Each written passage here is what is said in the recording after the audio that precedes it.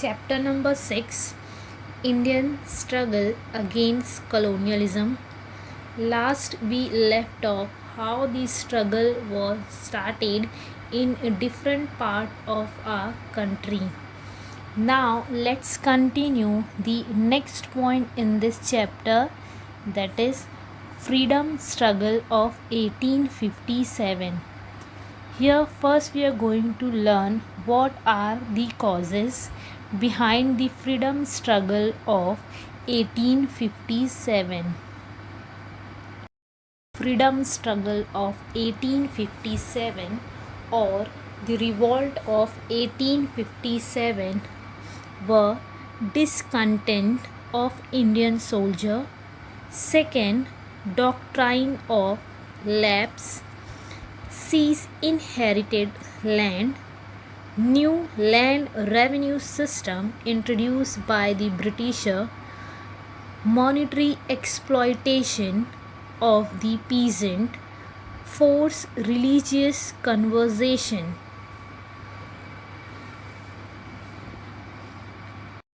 Let's study one by one in detail the causes of the freedom struggle of 1857.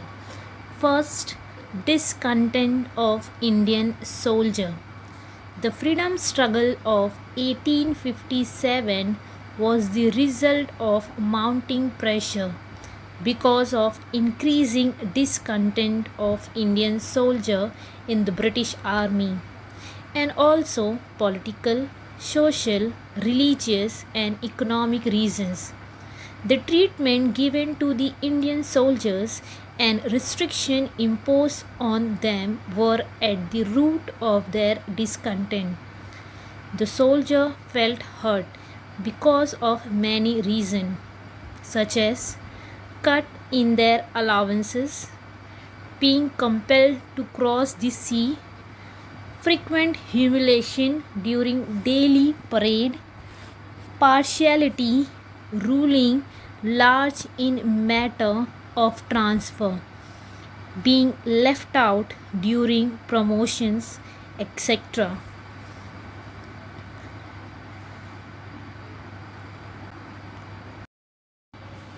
Next main reason of the revolt of 1857 or freedom struggle of 1857 was doctrine of lapse that introduced by Lord Dalhousie.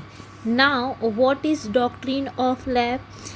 Policy of not permitting an adopted son to succeed a decreed ruler of a princely state unless there was a pre-approval to such succession by the British government.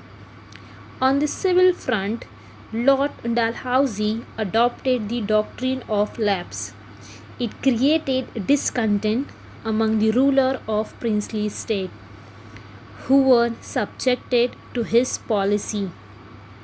By implementing this policy, Dalhousie annexed the state of Satara, Jaipur, Sambalpur, Udaipur, Nagpur, and Jhansi to the British Empire.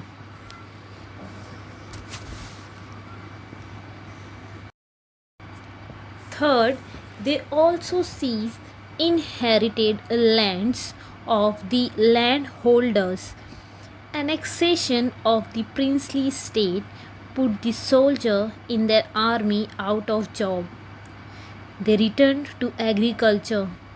That increased the pressure on the cultivable land. Gradually, people also began to believe that through administrative policies, the company government was trying to destroy their religion. Along with annexation, the state of the British government also seized the inherited land holdings, which had made a large number of Indians unhappy.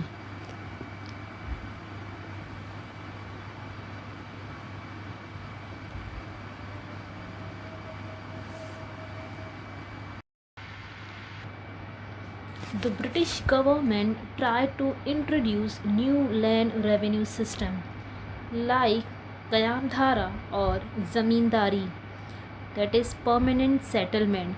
They also introduced Rayatwari and Mahalwari. What is Rayatwari system?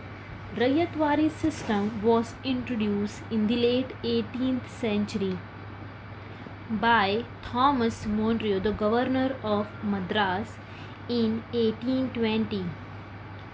Under Rayatwari system, peasants were as owners. Mahalwari system was introduced in 1828 to 1835 by Lord William Bentinck, Governor General of India.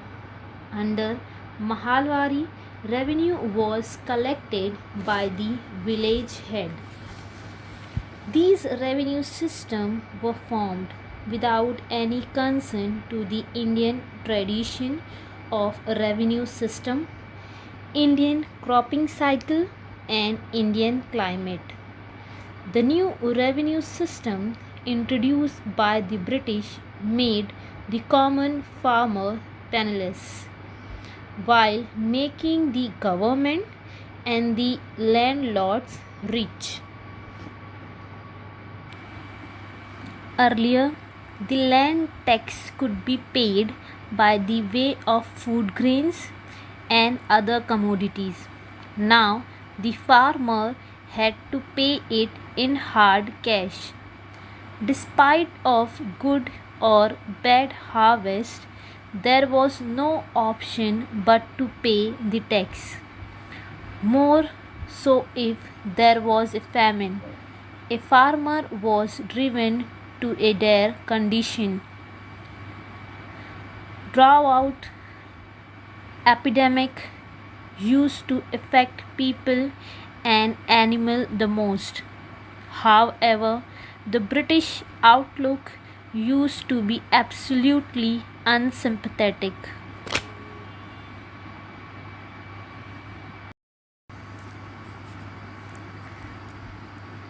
The farmers were caught between the governments and the moneylenders.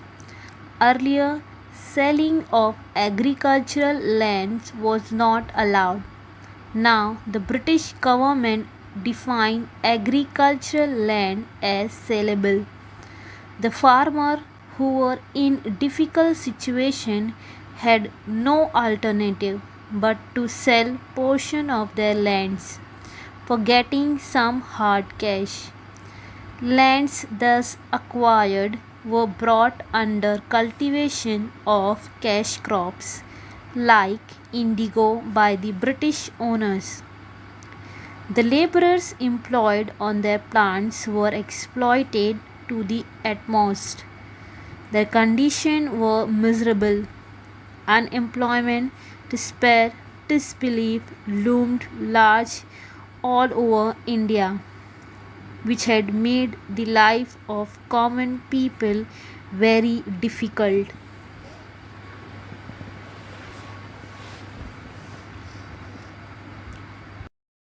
Not only the monetary exploitation but also forced religious conversions, British policies with regard to Indian custom and tradition contributed to the increasing discontent among Indian people. In the year 1856, Indian soldiers in the British Army were given long range Enfield rifles and new cartridges for loading in these rifles. A rumor spread in army camp that these new cartridges had smeared, which mean coated or marked with cow and pig fat.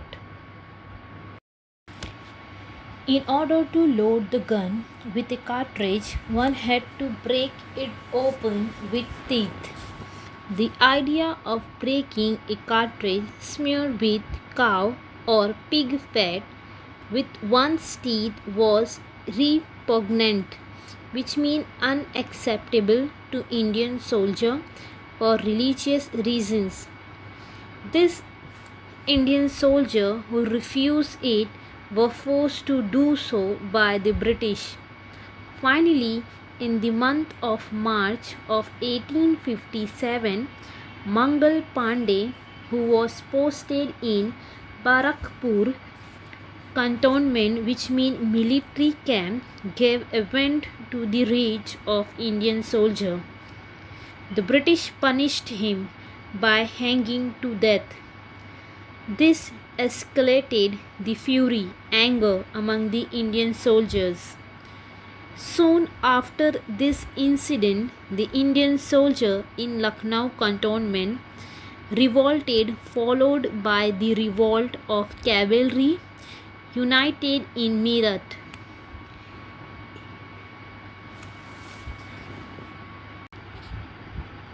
In the chaotic situation created by sudden revolt, Indian soldiers broke into rampage, killing British individuals and taking revenge on their families, at times turning it into blind massacre, putting houses on fire, and so on.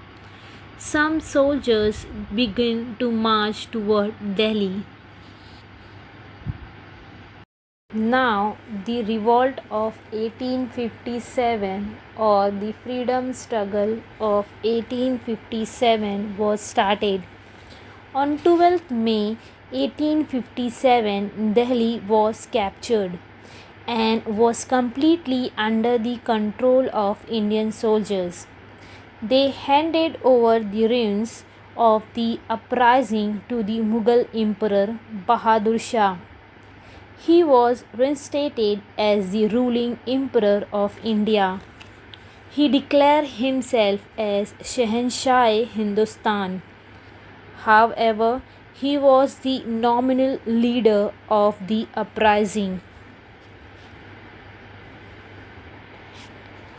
Its de facto leaders were Nana Sahib Peshwa, Tatya Tope, Rani Lakshmibai, Maulvi Ahmadullah, Begum Hazrat Mahal, Kunwar Singh, and Senani Bakht Khan. The uprising was more intense in Delhi, Kanpur, Lucknow, Jhansi, and some parts of West Bihar. Bakht Khan took the responsibility of assuring the safety of Delhi. In order to suppress the uprising of 1857, on 27th May 1857, the British Army attacked Delhi with an intention of recapturing it. They stacked their entire strength on this purpose. Brigadier John Nicholas was killed in the battle. Ultimately, the British could conquer Delhi because of Sir John Lawrence, a British diplomat, and the Sikh platoons. British General Hudson was the one who arrested Bahadur Shah. After arrest, Bahadur Shah was sent to Rangoon in Burma, Myanmar. He died in 1862. The feeling of dissatisfaction had spread in many places, and the riot was quickly intensified in Ayodhya, Lucknow, and northwestern province. Very soon it spread like a wildfire in Aligarh, Etawah, Mathura, Bareilly, Azamgarh, Faizabad, Kanpur, Jhansi, and Ahmedabad. The Indian soldier at Jalandhar, Ludhiana, Multan, Sialkot in Punjab actively responded to the uprising. Similar instances took place in places like Gwalior, Indore, Mahou, and Sagar in Madhya Pradesh. The uprising reached Nasirabad cantonment and the rest of Rajasthan. The uprising also reached Dhaka, Chittagong, and Madariganj presently in Bangladesh, and Bhagalpur in Bihar.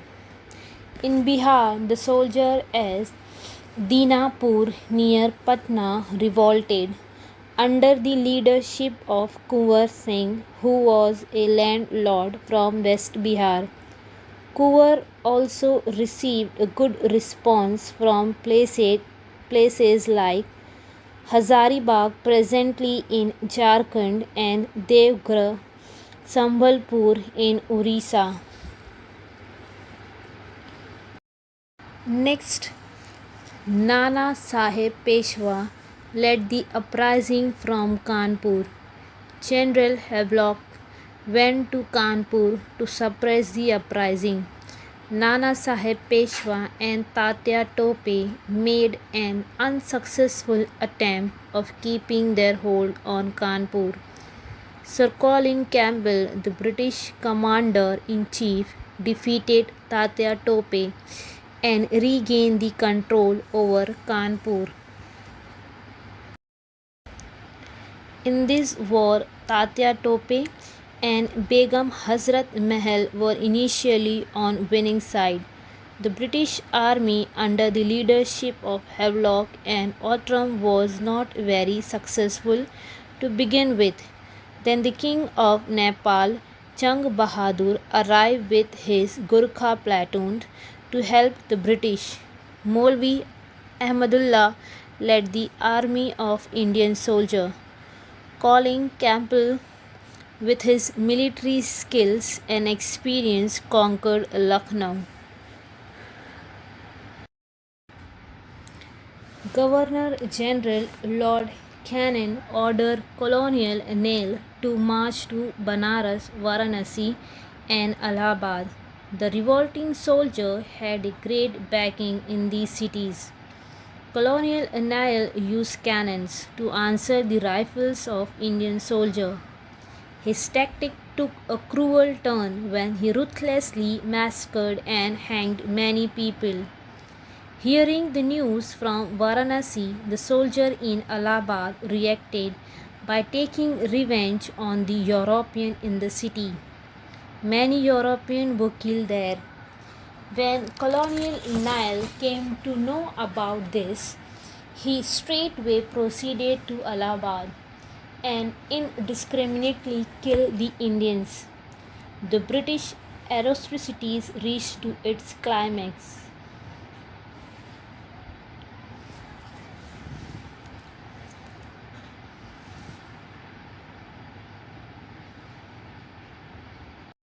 Revolt was also started in Jhansi. The Indian soldier rose against the British. They got organized under the leadership of Nana Saheb Peshwa, Tatya Tope, and Lakshmi Bai, the Queen of Jhansi. Field Marshal Sir Hugh Rose put Jhansi under siege. Tatya Tope came to the Queen's rescue, but he was defeated by Hugh Rose. The British also conquered Kalpi. Lakshmi Bai, the queen, died in the battlefield. Sardar Man Singh of Gwalior handed over Tatya Tope to the British by treachery. Tatya Tope was hanged to death in 1859. Nana Saheb Peshwa, wife of Bajirao Peshwa II and nephew Rao Saheb, escaped to Nepal and settled there permanently. Uprising or revolt also started in different parts of Maharashtra.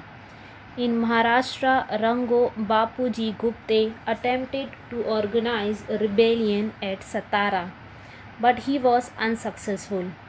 His associates were punished for it. Baba Saheb Bhave, the ruler of the Nargund state, joined the uprising in 1858. The British government got a whiff or smell of the plan of revolt in Mumbai. Immediately, the people who were involved in the plan were blown to death by tying them to a cannon. The Bhils in Khandesh also joined in the revolt. Their leaders Bhima Nayak and Kajar Singh Nayak seized a government treasury worth 7 lakh. The British and the Bills confronted each other at Ambapani, that is in Jalgaon district. At Kolhapur, Ramji Sirsat, who was awaiting the news of the uprising in the north, took charge of the government treasury and began to organize the soldiers and other under his leadership. In response to the uprising, Chima Sahib, a member of Royal House of Kolhapur, also joined and took over the leadership of the rebels. The uprising was supported well by the people in Kolhapur, Belgaum, and Dharwad. Let's see what were the consequences of the uprising of 1857. The nationwide rage created by the War of 1857 could not be quelled in short time. It continued for more than a year. The number of soldiers involved in the war at Delhi, Meerut, Kanpur, Lucknow, Gwalior, and some other places were considerably large, around 1 lakh. They were adequately armed. They possessed right state of mind, also not lacking in valor, and yet they were defeated. Queen Victoria of England acknowledged the rage of Indian people, which gave rise of the revolt of 1857. To establish peace, she addressed the issue by publishing a charter known as Queen's Proclamation. According to this proclamation, she declared that all Indians were her subjects, and she wanted to assure them of few things. Her assurance included a promise of no discrimination on the basis of race, creed, that is faith system, caste and birthplace, employment on the basis of qualification and skill, no interference in religious matters, fulfillment of the agreement with the rulers of the princely state, etc. The War of 1857 also had a deep impact on the Indian society. Provincial and communal loyalties were gradually replaced by a feeling of being united as a nation and national loyalty. It was drawn to Indian people that they cannot win in an armed combat with the British, and a need was felt to find more innovative method to counter the British rule. Becoming aware of the powers of united Indian people during 1857 war, the British adopted a policy of divide and rule in the later year of their regime.